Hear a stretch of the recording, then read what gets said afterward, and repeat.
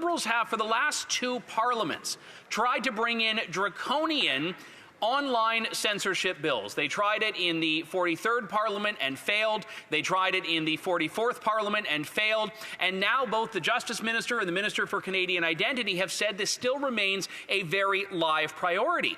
When it comes to online censorship, the Liberals are saying, if at first you don't succeed, try again. Canadians do not want this government to regulate online speech. Canadians do not trust this government to do it. We are already seeing with Bill C-9, the Liberals reduce the threshold for what constitutes hate speech. We've seen in this bill them water down a definition that has been working in criminal law in Canada. C-63 in the most recent Parliament, the Online Harms Act, went far beyond this.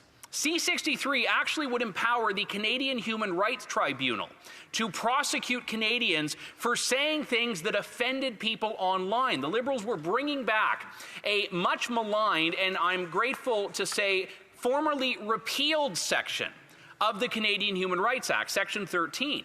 Condemnation of the Liberal government's online harms proposals has come from left and right. It's come from civil liberties groups on the left and right. It's come from Canadian luminaries such as Margaret Atwood, who I do not believe would ever align herself with those of us on this side of the bench, because Canadian free speech advocates, Canadian artists, Canadian scholars, journalists all realize the importance of being able to speak your mind without the government weaponizing a definition of hate to censor what Canadians. Minister was mixing up the many online censorship bills the Liberal government has put forward. And I realize there have been a lot of them. It's tough to keep on top of them. I wasn't asking him about Bill C-11, which forced the government to mandate YouTube algorithms and streaming. I wasn't talking about Bill C-18, which the government used and ultimately pulled local news and all journalism off the Facebook and Instagram platforms in Canada. I was talking specifically about online harms.